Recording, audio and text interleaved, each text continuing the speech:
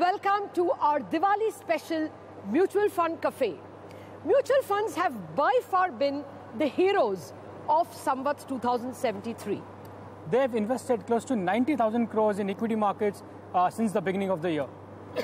And how will 2074 turn out? Will it be as good a year as Samvat 2073? Will they be as rich? Will they get as much money? Will they make as much money? For all these questions, we have with us the creme de la creme of the mutual fund industry, S. Narain of ICICI Pru, Navneet Munot of SBI Mutual Fund, and Nilesh Shah of Kotak Mutual Fund. Well, today we start with a gift, a Diwali gift, and a challenge. We have, Nimesh, go ahead. We have for you a 1 crore check, Narain. Wow. Narain, I guess this now is a big that's the easy part. Please. The challenge is, how will you invest it? Which will be the stocks or the sectors that you will put this 1 crore in? Clearly, our bet has been on infrastructure, and we think that infrastructure is clearly a good sector to bet on at this point of time. Corporate banks, they haven't done well for many, many years. So we think that that's another great opportunity to invest at this point of time. And I think the quantum of money is small. I think we hope to get much higher amounts than this. Okay. Okay. Now, Lata is going to give that 1 crore check to Navneet Munot of SBI Mutual Fund. Navneet. So, Navneet, a question to you. If you have this 1 crore, which funds or which asset class you're going to put money in? So first of all, you should have given it in digital form. My parent SBI is driving digitalization in a big way. But which fund? SBI multi-cap fund. I mean, there are opportunities across market cap, across sectors, across styles, and I'm sure that fund will do well for investors. But would it be only in equity mutual fund, a multi-cap? Or I think I assume it's for long term, and I'm sure equities in India would deliver better returns than most of the other asset classes. Okay. Well, equities will be Navneet's choice. Nilesh gets a bigger choice. You get the same amount of money, yes, Nilesh. For you. You also get a 1 crore check. The question to you is, what will be the asset allocation? How much for equities, debt, and how much for financial assets? How much for physical assets? I'll put 70% in financial assets, 30% in physical assets. For the financial assets, I have taken a pledge that whenever I want to invest in mutual fund, I'll go and invest in Kotak Mutual Fund scheme. So 70% of this money I will put into Kotak Select Focus. 30% money I will use to buy a commercial real estate somewhere in tier 2 city where the city is expanding. It could be Bhopal in Ahmedabad where city will expand, and I'll put that property on rent. The rental income will be almost equivalent to the post-tax return on debt instruments. And when the city expands to that area, the capital appreciation will be the benefit. Okay. Well, that's an involved answer. I'm tempted to ask you more about residential real estate in Mumbai, which hurts us or helps us, but more on that later. Let's come to the macros of Samvat 2074 itself. Narain, what is your sense about the India picture? Is there any worry about earnings not matching up to valuations? Will 2074 have more challenges or more tailwinds? No, clearly earnings haven't come, not just for 1 year, for the past 3 years. That is a definite thing. But, you know, I'm a believer that earnings is a cycle. So if you looked at the metal sector 2 years back, same time people believed that how will earnings ever come in metal sector? But in the last 2 years, earnings have just shot up through the roof. So like that, we believe that earnings is a cycle. In fact, the bigger worry at this point of time for me is that a lot of people think that equity is a very safe asset class and it doesn't give any volatility. But the experience in the world over the last 5 decades has been there are periods of volatility, periods of negative returns.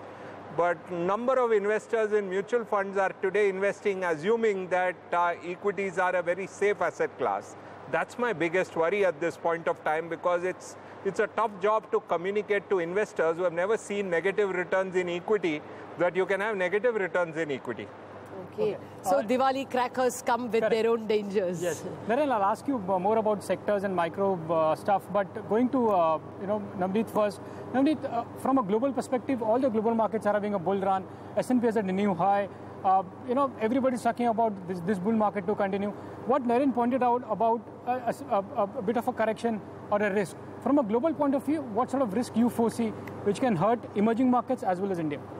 So it's been a Diwali time for most of the global investors. As you rightly said, all the global markets are at a record high. Volatility is at a record low. Inflation is yet to rear its head, while the global growth seems to be improving in a synchronized fashion, right from US to Eurozone to China. Despite all the fears about debt overhang in China, the lack of reforms in US, the global growth is improving, corporate profitability globally is improving. I'm sure over the next couple of quarters, we'll see the central banks moving towards normalization of monetary policy. That's something investors need to keep in mind. But if the growth is improving, then that's the right thing to expect from the central banks. Over the last few years, they have been supporting the market through cheap money. But going forward, that would be taken by the global growth as well as the fiscal policy. The other big transition in the world last few months, people are worried about the protectionism or the deglobalization. That we need to keep in mind. But that could actually be promoting growth in a sense that every country will focus on getting the growth in the local market by creating jobs there or investing. One more point I would add, I think the geopolitical risk where everybody is putting their attention, it could also lead to a lot more defense spending going forward in next couple of years. So the North Korea will make Japan, Korea, other people fearful.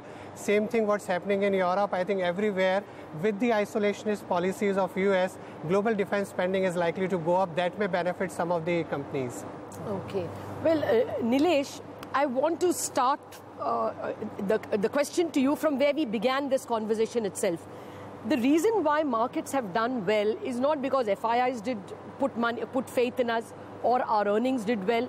It's just that this huge migration from physical assets or from savings to equity or mutual fund investments. Is there any danger to that trend? There is no danger to this trend. But could there be a small speed breaker? Answer is yes. No, as Naren said, we have almost reached a stage of complacence. So, can that complacence get shaken at all in Samvat 2074? The complacency is there in the entire mutual fund industry? Answer is no.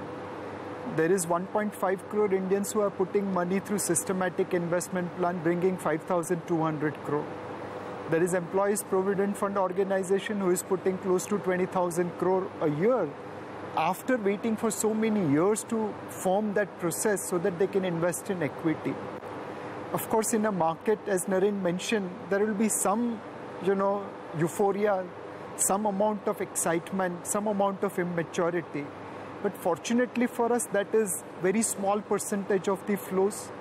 As industry, we have also become matured today. More monies are being collected in hybrid funds. We are advising investors to take a longer term view. We are forewarning investors about volatility which can come into the market. So my guess is that bulk of the flows which are coming into domestic mutual funds and domestic equity market, they are matured, they are experienced, and we have seen the proof in November and December 2016 when FIIs were selling and there was doomsday scenario about India. The retail money didn't stop. They gave us more money in 1 month than what we used to collect in entire year. But as Naren correctly mentioned, there is some amount of euphoria, some amount of excitement, some amount of immaturity in some lump sum flows. But I hope they learn the lesson from the others' experience and remain invested rather than get panicked whenever there is a volatility, if at all there is a volatility. Well, public sector banks or corporate lenders was the sector that you preferred. What about its alter ego, as it were, NBFCs? They've been the big performers. Would you stick with them? We are trained to be cautious when any sentiment goes higher. So these are sectors where there has been a huge boom and valuations are not anywhere close to being cheap. And one of the lessons that the world has learned over the last 1 decade is whenever credit growth is high, at that point of time in that sector, you have to be more careful. And that is our framework. So we see good growth if you look at it in only that segment, whereas the rest of the corporate banks are actually growing very slow. So credit growth being higher is actually a sign of risk than a sign of safety. So that's why we would be cautious there, but that's an area of growth. Naren, you've been known for your contra bets. You know, I understand beginning of the year you betted to some extent on telecom. Now you're betting on likes of metals and infra. Is that going to be the theme that one should look at now, contra bets, where valuations are not yet expensive and there is a hope of growth? Yeah, clearly I would say that the long-term contra bets have actually become tech and pharma. If you look at it, those are the sectors which have done extremely badly. But the point is, do we expect them to do extremely well in the next 1 year or 3 years? We actually think they'll do well in the next 3 years. So that has become the contrarian bet, because if you look at it, those sectors have done very badly. And which is why we think the best contrarian bet for a 3-year view is clearly tech and pharma. In the near term, it would certainly be infra, because ahead of elections, we see a good boom in that area. Well, Navneet, what about consumption? That is the only horse which is running now. Can it run further? I mean, your consumer discretionaries, autos, jewelry stocks, other kinds of consumer durables, air condition makers. So other than some of the other drivers like 7th pay commission payment, or maybe with the increased liquidity, they've also been a big beneficiary of the formalization in the economy, where business is moving from informal sector to formal sector. The players who are in organized segment, they are gaining the market share at the cost of the other players. Also, the cost control, whether it's the input cost, whether the other kinds of costs remaining under control, has helped them in terms of improving margins.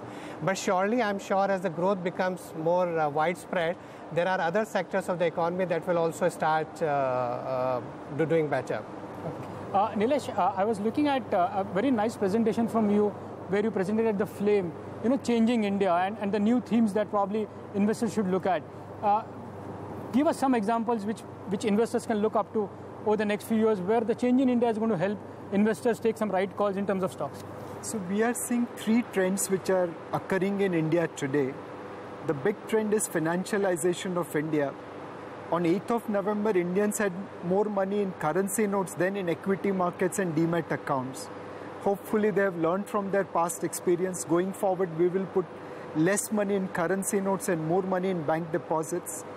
So, entire financial intermediation sector, be it banks, be it NBFCs, be it microfinance, be it insurance, life as well as general, be it mutual fund, be it brokerages, be it distribution companies, they'll all ride on this. Of course, you have to pick up right stocks, right management, right price. But this is a trend which is going to continue for years to come. The second thing which is happening is formalization of Indian economy. We were focused on micro, mini, small enterprises. The world moved towards larger enterprises which were more productive, more innovative, which were more efficient. Now we are making adjustment for that. So there are sectors like textiles, garments, chemicals, building materials, where unorganized sectors are large and they give unfair competition to organized sector, because you don't pay minimum wages, you don't have to bother about pollution and environment, you don't pay your tax properly. Now those windows are coming narrower. So companies where unorganized sectors are losing their relevance and market share, organized sectors will gain more volume, more efficiency, more margin, and those companies should do well. The third segment is that, you know, we all know private investment today is on the back foot, and it's the government which is, you know, on the front foot in terms of investment. Now, whichever sector they are picking up, be it road, be it railway, be it defense, be it renewable energy, be it urban infrastructure, in those sectors we are seeing business volume and, you know, order book. So companies which are engaged in that sector from a technical point of view should do well. So we believe these are the 3 themes: financialization of India, formalization of India, and the government spending. All right. Gentlemen, we have to take a break, but we are coming back with fireworks. Rapid fire questions for our mutual fund heroes.